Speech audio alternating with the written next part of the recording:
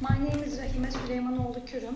I am based at Gedik University in Istanbul, and today I would like to talk to you about our draft paper, manuscript, how can I call, about the evolution of the EU studies from a gender perspective. So, if I might start briefly, I would like to say that we were actually very much inspired with a research, with a short paper that is published by Roberta Coelho, Tony Hastrup, Katerina White, and Annette Maslov and Peter McRae, Rosalind Cavadan, which identified a gender problem in EU studies based on their experience of researching Brexit.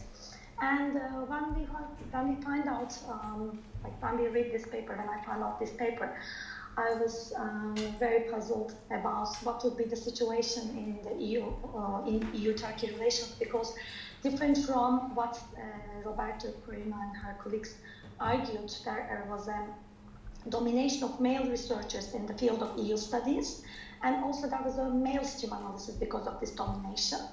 And but we have read quite a different picture when we look at the EU-Turkey relations, because this field of research is an extension of the EU studies to specifically to the case of Turkey.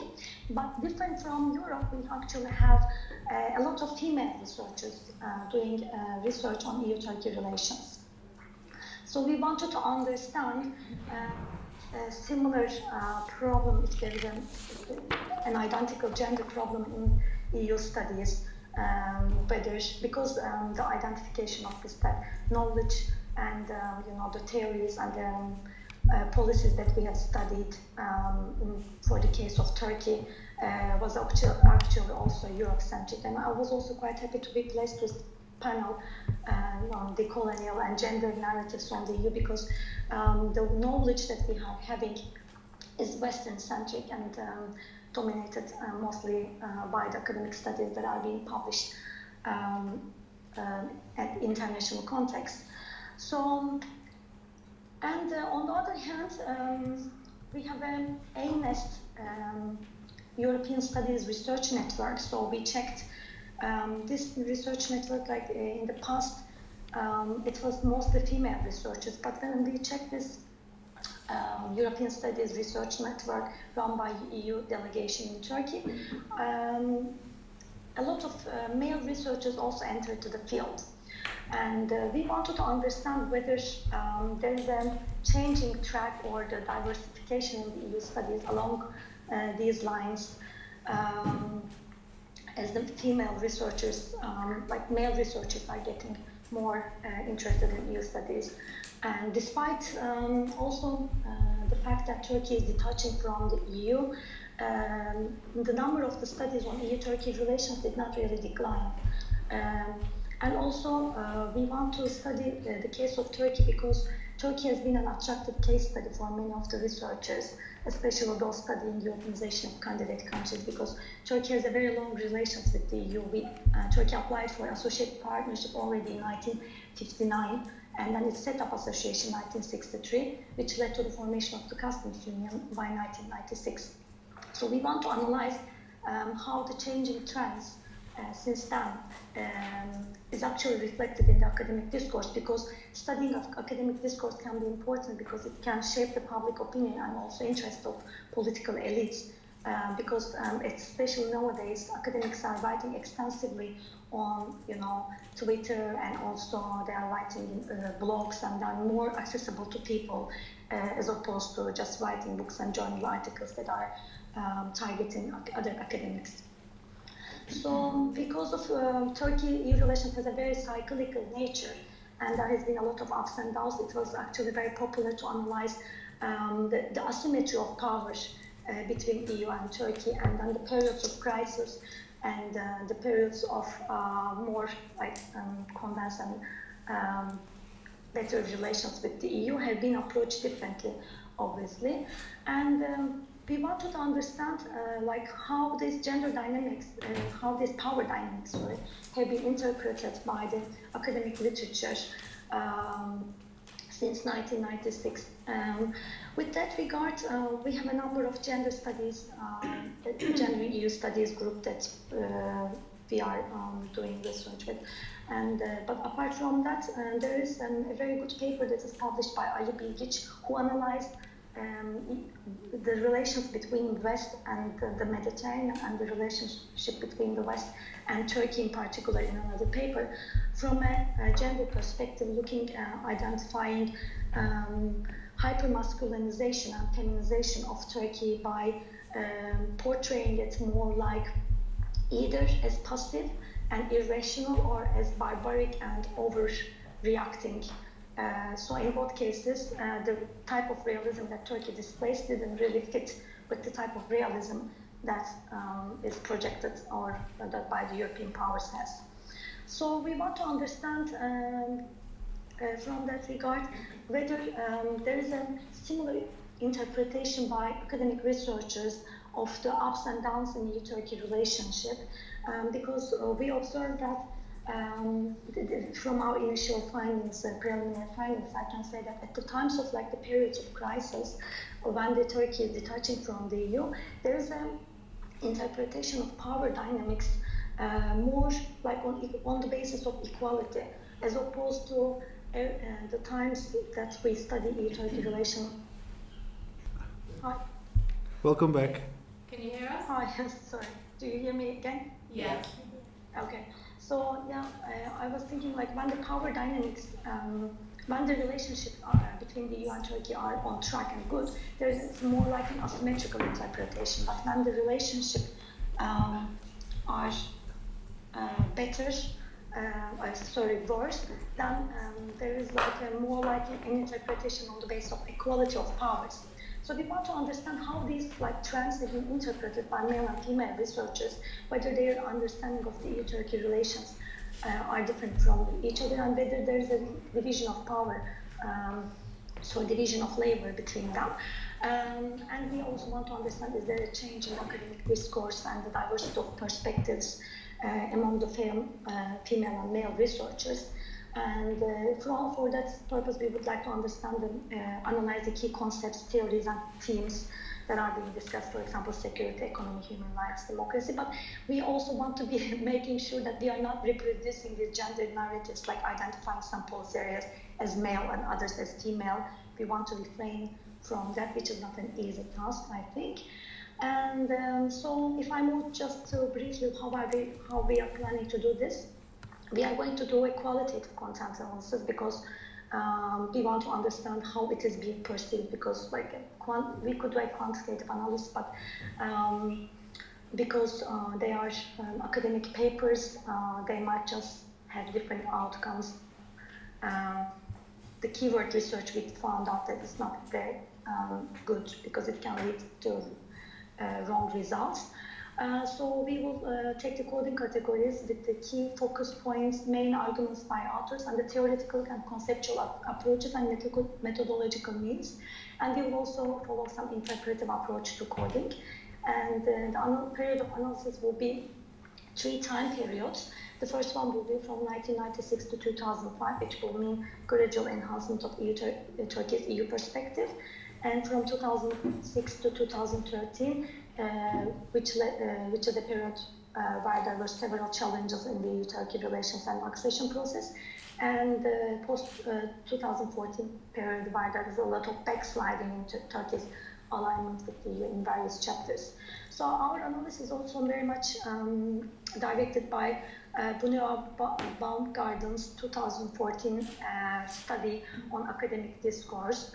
And so we want to take this as a model, and we first approached SSCI index journals in the area of political science, international relations, and area studies with a focus on European affairs and Turkey, and looked at the Web of Science citation reports and identified 22 journals, and within these 22 journals we have identified 283 articles that fall with the criteria as we scan the aims and objectives and overall description as provided by the journals in their home pages, the aim, scope, and overall description, and with reference to EU affairs in Turkey. And then we conducted another keyword analysis to abstract on the titles with the keyword Turkey. So as I said, we are in the process of conducting the empirical analysis at the moment, but our main findings indicate that the periods of crisis highlight with more equality in the relationship, and that is, and also we don't know, of course, about whether the gender discourse is influencing it. We will yet to see that. That's, I think, my conclusion. Thank you very much for listening to me and giving me this opportunity to at least participate through Skype, as I was really upset for not being able to travel. Thank you very much. Thank you. Yeah, so hello everybody, my name is Miriam Mona Müller, and during my PhD research I focus on women, peace and security, cooperation between the African Union and the European Union. And during that research, one question came to my mind, just thinking about, okay, are African Union and the European Union, are there in that specific partnership, are they equal partners? And if they are not, what kind of impacts does that have? And for this paper, I'm looking at the case studies in Burundi and in Somalia, as they have like specific emphasis on human rights. Just really short, my structure, like I give you a context, what is women, peace and security about, then I will present you my puzzle, my theories, shortly the research design I have applied so far, then I will share with you the expected outcome, which I can partly explain now because I already have some few results, and I will also share with you the research limitations I'm facing. So in the context, what is women, peace and security about? So in 2000, the UN Security Council and its member states agreed on a resolution which is not legally binding to protect women's rights, but also prevent harm connected to gender-based violence, etc., but also to push for participation of women in peace in conflict settings, so both, it's really important, and also to push for a gender perspective in relief and recovery. Until today, we have like 10 resolutions, and those resolutions are being adapted by national governments, national action plans, regional action plans, and also by regional organizations such as the African Union and the European Union. Also in 2000 there was the launch of the Africa, also really interesting, Africa and EU partnership, which was has like different pillars. The pillar I'm looking at, because it's about women, peace and security, is peace and security and stability.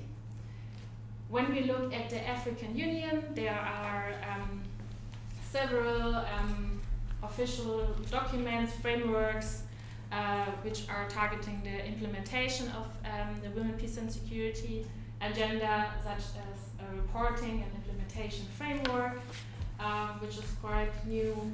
And the European Union has also several documents. What is interesting here for the context is that each institution has like a different institutional architecture where they locate the women, peace and security agenda.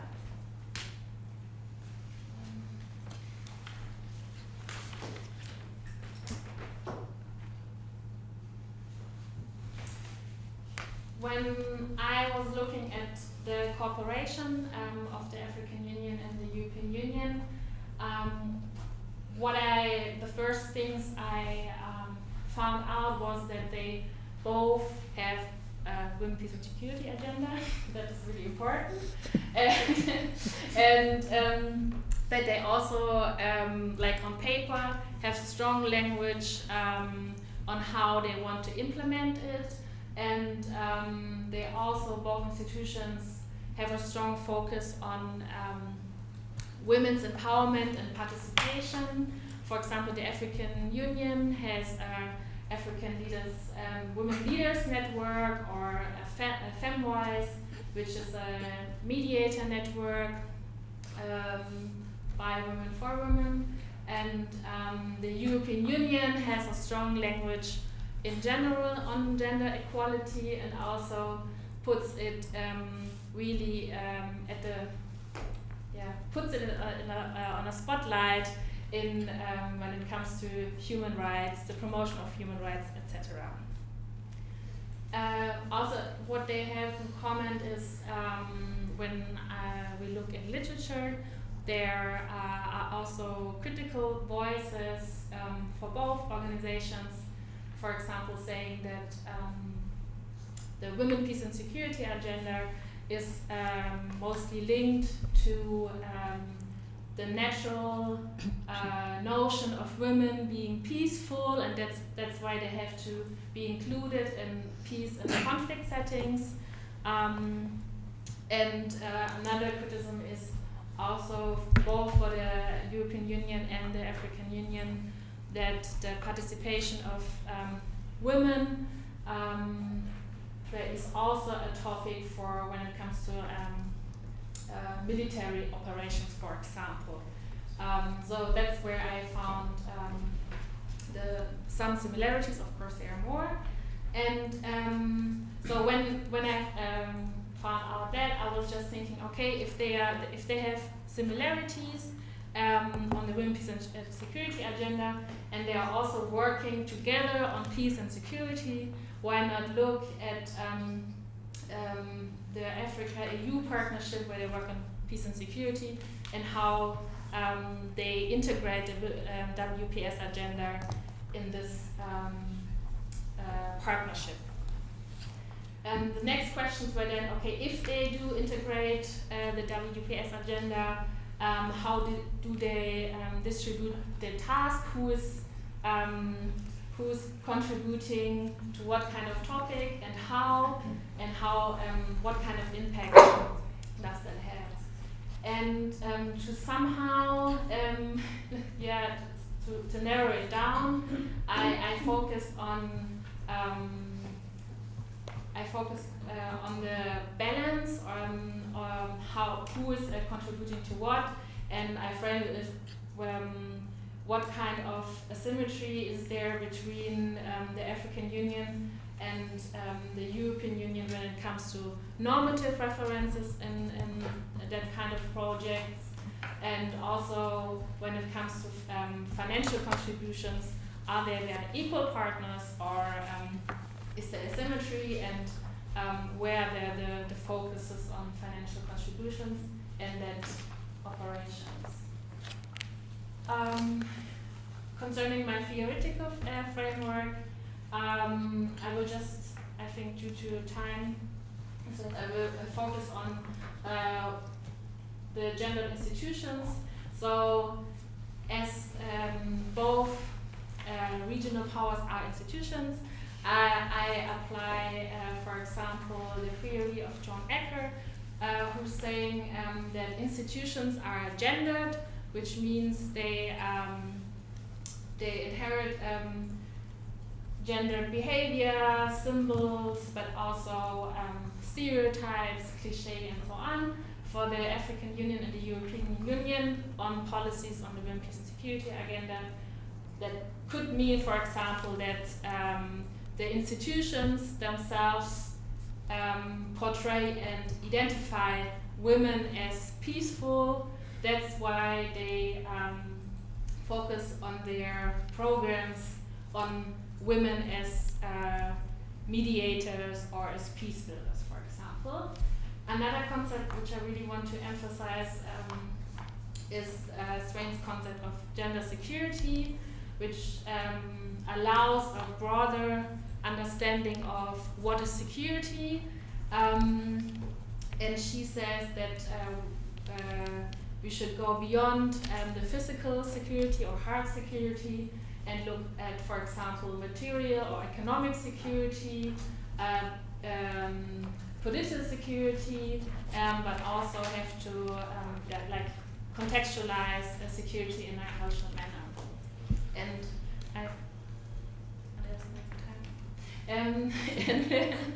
And the last thing I just want to rush through is also Hansen's theory on gender and securitization, which is also really important when we look on the Africa and EU partnership, because she also brings in the a post-colonial perspective on it, where she's saying, like Parasha as well, who is securing for who and for what reasons, and that's often when we look at the WPS agenda, it's usually the institutions in the global north are bringing the WPS agenda into the global south, because there is where the conflicts are, where the implementation focus is lying on, and they are all seeing, identifying that dynamic as quite problematic, because then the global south is always perceived as a recipient, and the global north is always perceived as a contributor.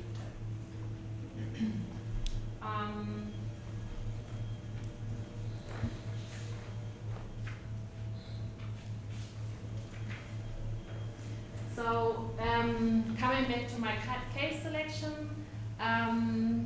which I used to find out what kind of power dynamics are there in the African-EU partnership, I looked at the so-called peace support operations,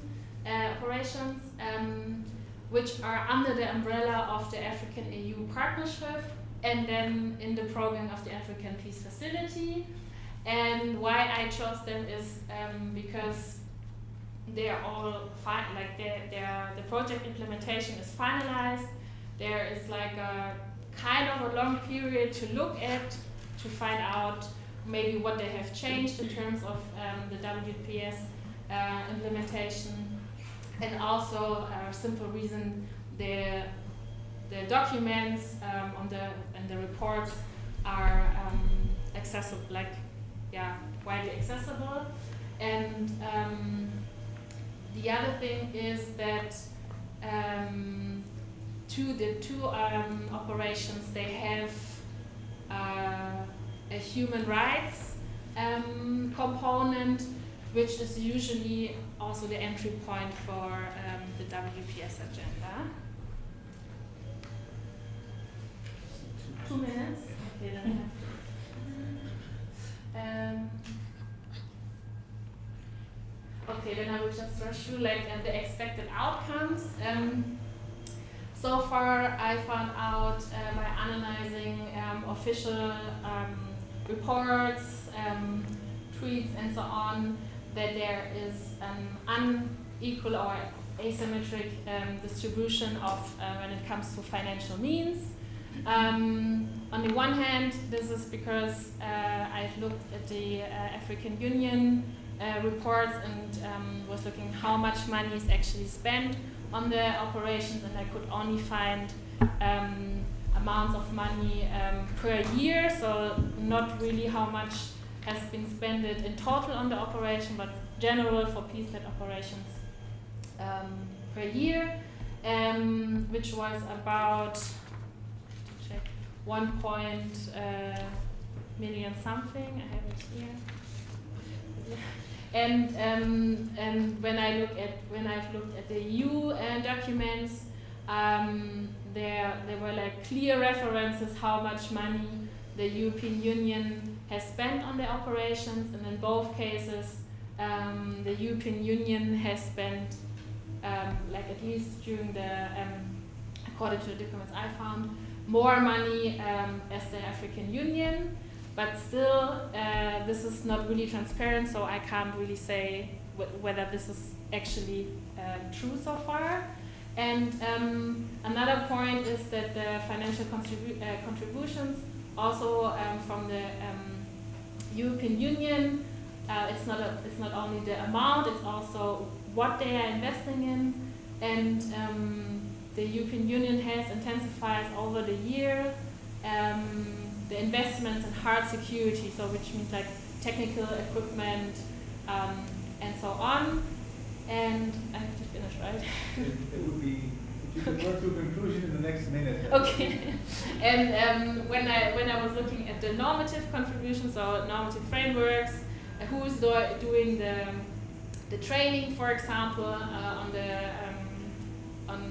gender-based violence and so on, or empowering or trying to increase the ratio of female peacekeepers. There's a clear reference that the African Union staff is playing here, is an agent or is playing a significant role, but it's still not equal, because when it comes to higher positions or those who make the decisions, it's usually like officers from the European Union, so there's still like a clear hierarchy. And also this is linked to the last point I listed here, is that there's a clear asymmetry in terms of knowledge transfer, so whose knowledge is legitimate to on women, peace and security to implement in the peace operations, and also who is setting the priority areas. And in both cases, it's the European Union. One example would be that, and that's also linked to the literature review I did, is that when it comes to the WPS agenda, there's always a strong focus set by the Global North on gender-based violence, so which means like portraying the women in the conflict areas or post-conflict areas as survivors or victims of violence. Yeah, that's all. Thank you very much. So this may seem a little bit left field. I'm actually working on finance, and even if I'm working on something as exciting or drab as finance, it's easy to be seen as radical in the African context, because when you say there's a financial center emerging in Lagos, people are like, really? All the Nigerians are corrupt. So even something like finance can be seen as actually radical work, right? But this paper came out of an invitation to go to Stellenbosch and to think about populism, theorizing populism from the global south. So how do we think of IR theory, global north and global south, and see it from the other way? As it so happens, I didn't bring my book up. I had just finished reading Mbembe's critique of Black reason. And I thought, well, there we go. That's it.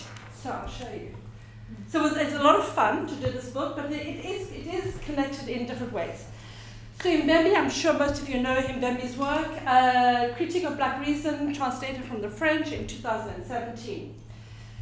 So what I'm doing, I'm looking at the question of populism in the global north, and I'm thinking, well, populism usually is only contextualized within the European context or the North American context. When if you look at the imperial history and the colonial histories of these countries, it seems really strange that we're not contextualizing it in something that's larger. So this is what I do. I'm saying, how about if we look at the populism in the global north from a perspective of thinking from the global south? And from that, I take Mbembe's book. So it actually offers, I think, a different analytical framework for thinking about what's happening here from what's thinking over there or thinking in Africa. So Mbembe has this term, and he talks about becoming black of the world. So in this book, in Critique of Black Reason, he says there are two discourses. One is the Western consciousness of blackness that was created as part of modernity, and the other part is how blacks themselves have appropriated, critiqued, written, done poetry, novels on blackness themselves. And what his argument is, he says basically what was liberated or created through modernity, mercantile capitalism, the commodification of the human being through slavery, that logic is the template which will serve for exclusion in our current period. He calls this becoming black of the world. And I'm saying, well, that seems pretty obvious that what Europeans or North Americans are afraid about, they're not just afraid of the black person, they are afraid of becoming black, of becoming in the condition of blackness that was created through their imperial histories. So what I'm saying is global north, we look at the different logics underlying populism, but we don't look at the logics. I mean, Paul Gilroy does this to some extent, of course. We don't look at the logics that were freed or liberated or created in this movement of over hundreds of years, and thinking that that logic still inhabits, is part of our society, our politics, and our culture right now, right here. Why do we think that populism is somehow outside the very logics which saw modernity in the West? So these are, as you know, histories of violence. They're histories of ordering. How do we create hierarchies of people? And just following the question about is forced labor slavery? No, because slavery is the selling completely of a person. It is the commodification of that whole human being into something that becomes non-human. So forced labor is how you push people to do some labor and then there's punishment. Slavery is that the person is sold completely. So we have histories of ordering and wasting and marginalization, which are part and continue to be part of the social logics. Being in Britain and teaching in Britain is like, well, yeah, Brexit. I mean, we may have other stories about it, but please, this is what's happening in Britain. So populists, I'm saying the way we understand populism, whether it's Marine Le Pen, what's happening in Western Europe, what's happening in Canada, what's happening in Quebec, because I live also in Montreal, what's happening in the States, what's happening with Trump, draws on these same logics. But what I'm kind of saying in this article is that they call on this logics to somehow say, well, we should not be subjected to the same conditions to which we have subjected the person in the global south. We were exempted, and we will fight to make sure that that logic doesn't apply to us. So they want, for example, to restore the position of privilege, superiority, security in relation to the rest of the world, a status to which they feel entitled. And I'm saying this logic of having created the genie or the monster out of the Pandora box is still here. And they say, we don't want that. We don't want to have that. We will do everything, even if it means closing the borders, to make sure that we are able to retain position of privilege. So to be clear, my argument is not that populism is a reaction just to the black or to the other. My argument is that populism is a reaction to the fear of becoming black oneself, to becoming part of the condition in which we created blackness.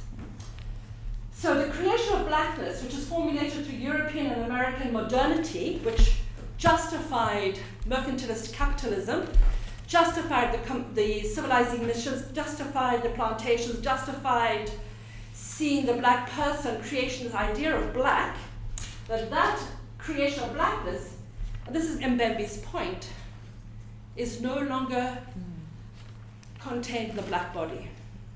So we set up a condition of exploitation under a certain capitalism that we assign to the black body. It is now no longer contained to the black body. In fact, we can see, and I'll come to this, how different forms of capitalism are making it so that people in the West who have been formerly protected are now exposed to these very conditions that are no longer contained just in black bodies.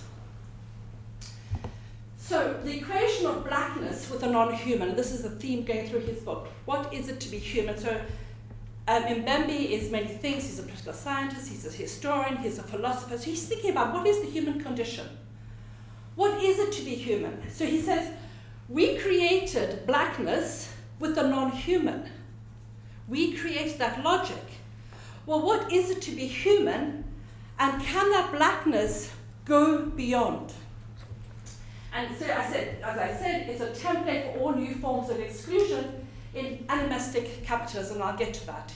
It talks about animism. And he talks about a capitalism which has to be understood within the revolution of the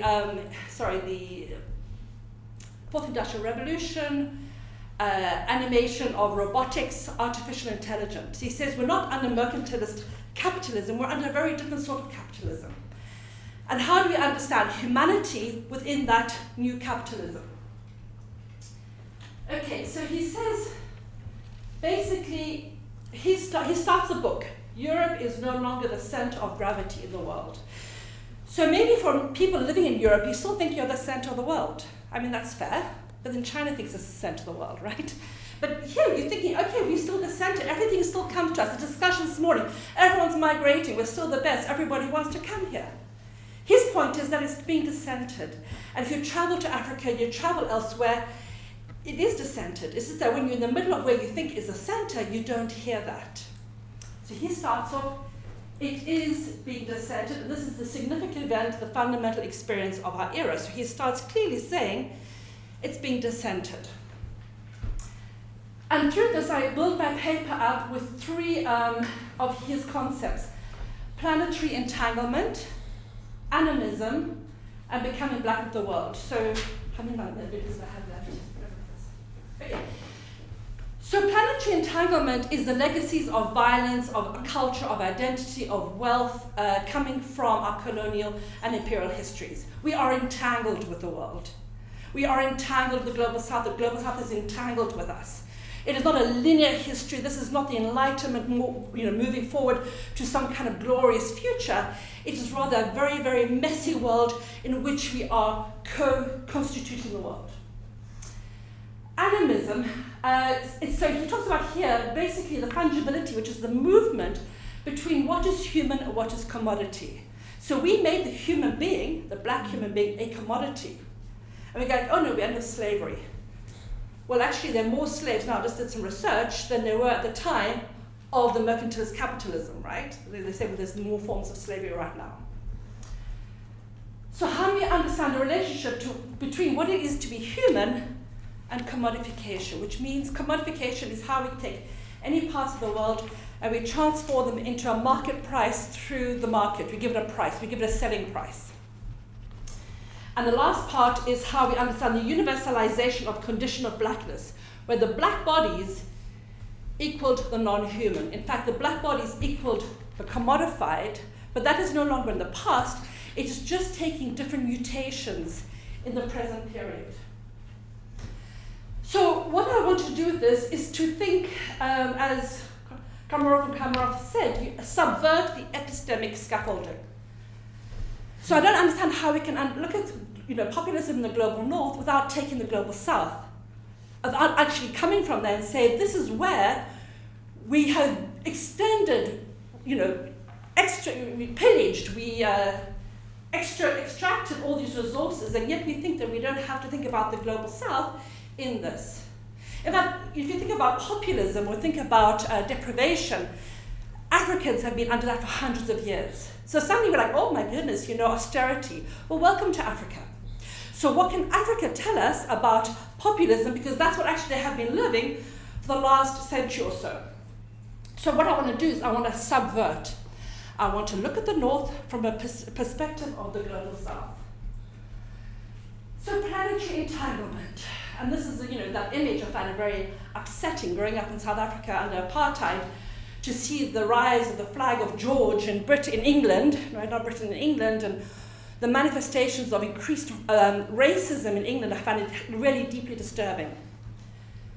So the term black, so this is the entanglement, was produced through a social technological machine that was connected to globalization of capitalism under that time and was to signify savagery, brutalization, degradation, and exclusion. Those are the practices we associate with blackness. The wealth in the West was obtained through commodifying the black person. It was the site of primitive accumulation, what Mbembe calls a living crypt, so the grave of capitalism with the black bodies. So if you look at Émile Césaire, he says, no one colonizes innocently, no one colonizes with impunity, And therefore, a nation which colonizes, that is a civilization which justifies colonization, which all European civilizations have done, is already a sick civilization. So you come here, or go to Britain and look at all the wealth. Where do you think the wealth came from? Look at all the lovely mansions, you know, all the lovely warehouses here, the East India Company, the British East India Company. Where did that wealth come from? It came from the global south. Animism. So I haven't got time to justify, I know my time's very late, I have little time left. He does amazing work on understanding animism. That as human beings, we've always been drawn to embellish humans with the non-human world. So not only have we commodified people, but we have a fascination in transformation of the human form, the human spirit, through engagement on non-animate objects. So what he's saying, in this late phase of sort of capitalism, which is as well digital, artificial intelligence, we are willingly animating ourselves through more and more the objects. We willingly become part of an inanimate world. So he's saying, as we look into a different type of global production, global capitalism, we are more and more selling ourselves on Instagram, on social media, and we are more and more understanding our transformation of our human form through the very objects that actually make up our world. So he said, we are willingly becoming and associating with inanimate objects. So the commodification doesn't have to be the commodification just of one whole person. It can be part of our experience. We have to understand differently how we're now partaking in this global world. And he says, basically, we have become laboring nomads. That we cannot have the same kind of security or relationship to work that we had previously. So in laboring nomads, it's a post-industrial world of neoliberal values and reduced social nets.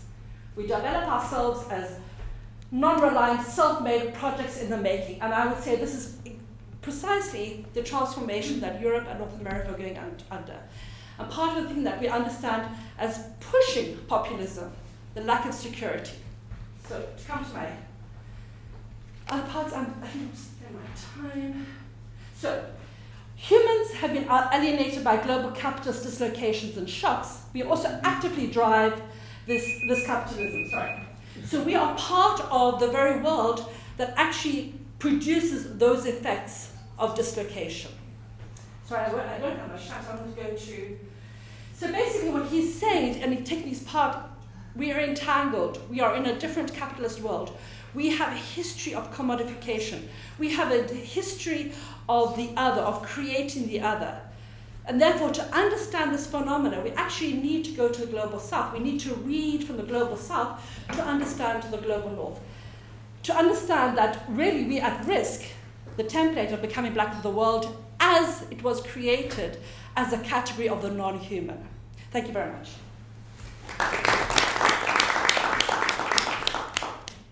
Thank you very much. Okay, so much of the research on the EU as a development actor can be considered critical towards EU policies and approaches, but still a lot of our discussions remain rather Eurocentric, despite the call by Ian Manners and Richard Whitman for more dissident voices in theorizing Europe. A lot of our research is Eurocentric, so I wonder what can we do to make our research, our discussions on Europe's global role less Eurocentric and more critical? Well, Sarah, I've been working on some post-development perspectives, and while there's much critique on post-development being too theoretical, I've been wondering how to make it more practical. And maybe we can think about making it more practical in relation to the EU. Maybe we can think about conceptualizing the EU somehow as part of a pluriverse, something that can maybe foster the more critical, more creative thinking about the EU, especially in relation to the global south. Okay, that sounds interesting. As a lot of our research, our field of international relations and EU studies is actually to a large extent based on Western theories, Western concepts of politics, society, and also the European Union in itself can be considered as a very powerful construct that is closely related to its colonial legacies and in EU studies in general, but specifically in EU development studies, we are to a large extent reproducing a lot of the assumptions that are central in the Eurocentric colonial modernist paradigm. So you mentioned post-development and pluriverse. Can you tell me more about that? Yeah, sure, and then maybe we can think about further how it can inspire our study of the EU and its policy especially. So what is post-development? Well, it proposes the most radical critique of present development policy and cooperation as such, that being development is failed and it should be abolished. So basically, post-development proponents call for not for refinements, adjustments, reforms, but they call for the full abandonment. And they call for the abandonment of development as a discourse, as a practice, and as a vision. Okay. So what it's essentially about, it's not about alternative development, for example, green growth, sustainable development, etc. But it's about alternatives to development. It's about a full paradigm shift. So there's heterogeneity in different arguments and different approaches. But I think we can narrow it down to 3 points that are the core critique. First of all, and we've already mentioned it, and Elizabeth mentioned it quite a lot, is about development as a historically produced discourse that serves to stabilize, that serves to establish, and reproduce control and hegemony of one part of the world over another. And that obviously, very obviously, follows closely with the narrative of colonial civilization, of the civilizing mission, and it keeps reinforcing power, ideology, representation. The second point of critique is development as an apparatus that consists of rules, of programs, of projects, of policy, as we all know. And the EU, obviously, in its double role, both as a donor as well as a coordinator of development, plays a big role in that. So we have rules that establish who's an expert and who's in need of help, of solutions, of development, and it's very asymmetrical. So we have expertise on one side and need on the other. And the third important point is that development is conceptualized as something apolitical, and that has also come up in the discussions today. Can it be, can we conceptualize it as something neutral, apolitical? And I think we cannot, because it reduces global structural injustices to something that can be fixed with the technical mean and by the intervention of experts. Okay. So you already told that there's no one theory of post-development. Can you tell us more about this variety in post-development approaches? Well, broadly saying, there are 2 variants. One is it anti-development, which is very radical in its rejection, and the critique towards that it's often essentializing and romanticizing the frugal life and vernacular communities. Whereas the one variant I would want to talk about more is the skeptical variant, acknowledging the desire for more material equality, but also tackling, the injustices on local, national, regional, global levels, but at the same time being open to hybridizations. Okay, that all sounds very fascinating, but how does this then translate into practical alternatives? Well, I think, recently what I found very interesting, there's the author collective who published the Post-Development Dictionary, and they talk about the pluriverse. And I think the pluriverse is a very helpful frame. They rely on the definition of the Zapatistas of Chiapas, and they envision a world in which many worlds fit, which is very much in contrast to the the universal vision of global capitalism, where we won't have one unified or universal world, and a very homogenizing idea of that. Yeah. Can you still give me more practical examples? Well, I mean, I think we've already mentioned today there's more than one, than Sue has said that this morning, there's more than one way to view the world. There's more than a single story, as Chimamanda Adichie has called it. So there's several stories. There are different world views, for example, Ubuntu, Vous Vivre, just to name the most common ones. I think we can also make the difference between the reformist alternatives and maybe also the more transformative alternatives. And what all the transformative visions have in common is that they view more of this unity between the human and the non-human. They look at community and interdependence of the world, and they look at sovereignty and self-governance. And at the same time, they critique the centrality of the Anthropocene, they critique extractivism, and they critique the universal belief in the superiority of Euromodernism, and especially the ideologies of progress and growth. So, for example, what I find quite interesting is Baltaniolo's definition of pluriversality, where he says we need to change our praxis of living in the world. And we need to renounce the idea of a unified totality and instead think of interconnected diversity. So actually, I mean, this is a lot of theory. So I'm now really interested in finding out how you think this would link to research on the EU and its policies, maybe. Yeah, I very much like the idea of post-development and pluriverse, so let us try indeed to apply it to the field of EU studies. And I already see two ways to proceed, or two steps, and I think the first good step would involve a critical self-reflection of the EU, of its own trajectory, with attention for contextuality.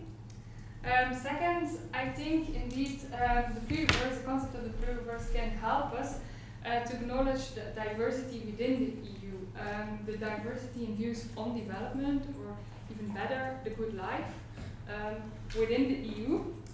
Because although a lot of all EU member states and civil society actors do share these same underlying assumptions, these that are central to the Eurocentric modernist colonial paradigm, there are still a lot of different ways in which European actors have conceived development or thinking on the good life. Yeah, I think this would already be a good start. But isn't there already within the EU much claim of unity and diversity? So Yeah. would this be something really new?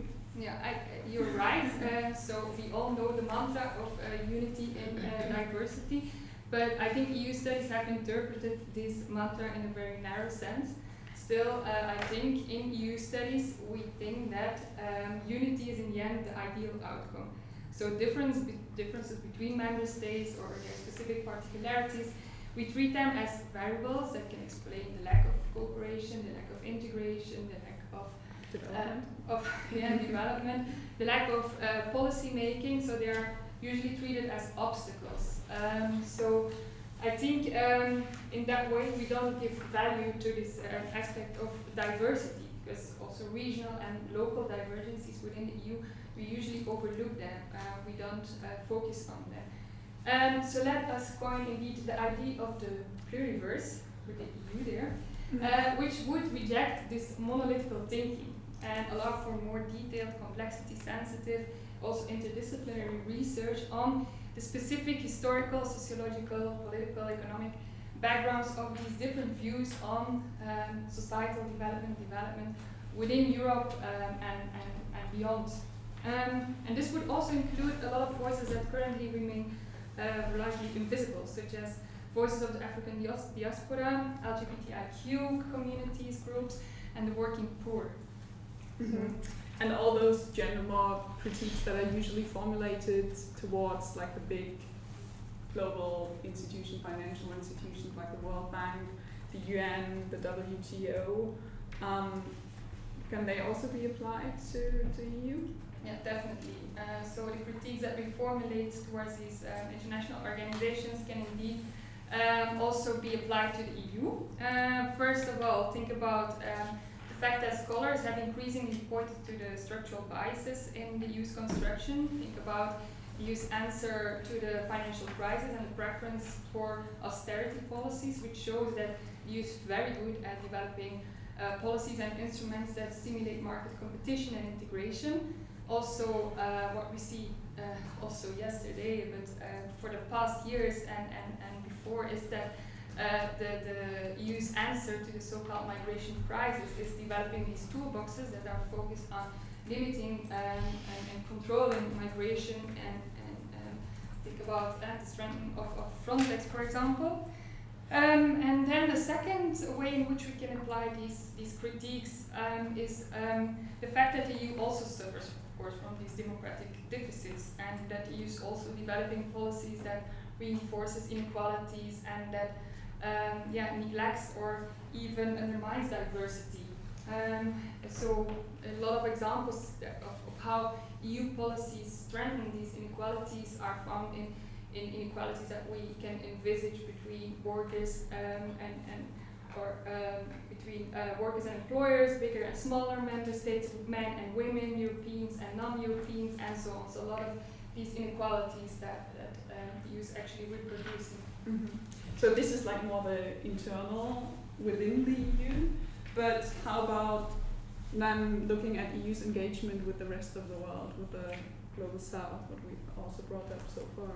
Yeah, I think I really believe that the post-development and pluriverse can help us to engage in a more fundamental critique, a reformulation of the EU's relations with the global south.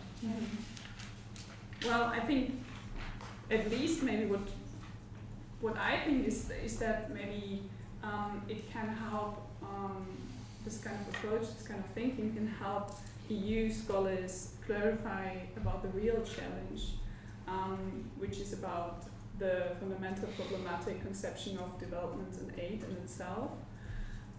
It can also maybe forge critical analyses of EU development policies and the moral principles that are, as I see it, increasingly subordinated to hardcore interests. So maybe we can stimulate a new critique, shifting attention to the underlying paradigms, which would be, first of all, this critical scrutiny of the colonial legacy of development and the EU. Then secondly, thinking about what is it that we, I mean this, also putting we in inverted commas, what is we, do we think about this whole diversity in the Union, but also in the world? What is it that we fundamentally aspire, thinking about the good life for everyone, and seeing that the climate crisis makes it very obvious that the current approach of neoliberal growth centered model of the economy and everything else is not sustainable in the long term, not for anyone. And then also I think what's important to take into account is that development policy cannot be treated and disconnect from all the other internal and external policies, be it trade, be it investment, be it taxation, be it agriculture, migration. So I think it's essential to uncover the underlying power structures there. Okay, yeah. I think that's a very good first approach and a very good first step. And I think another way to proceed is to think in more normative terms about another Europe and what alternative roles the EU could play in its relations towards the global south. So that's another creative exercise that we should dare to take on. And I can already think about 3 requirements for such an alternative role. And first would be, Could I also ask you to, in the interest of time, come to a conclusion? we are. Yeah. We are at the conclusion. I was assuming so, but just to. Okay. Okay, but yeah, we can come back to that in the discussion, to the concrete requirements for such an alternative role. No, we still No, have no, 2 you- minutes. Ah, We okay. should- I mean, we should. If you can, if it's, but just to make sure that it's not 10 minutes. or- No, No, we are we at the conclusion. So 3 requirements that we see here is first of all that the EU should go beyond its rhetoric of equal partnerships and engage in real dialogue with the global south. Also daring to think and listen to alternative proposals that are coming from the global south that may go against this hegemonic conception of development. Second, that you should indeed tackle this negative impact of other external policies and internal policies like trade, agriculture, migration. And third, and finally, that it should also fight the existing power asymmetries and in global governance, so in the international institutions.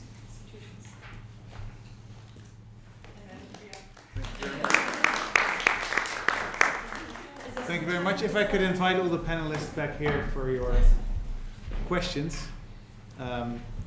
So we've Thank you. heard very different perspectives on different topics in very different formats as well. So diversity has been served in many ways.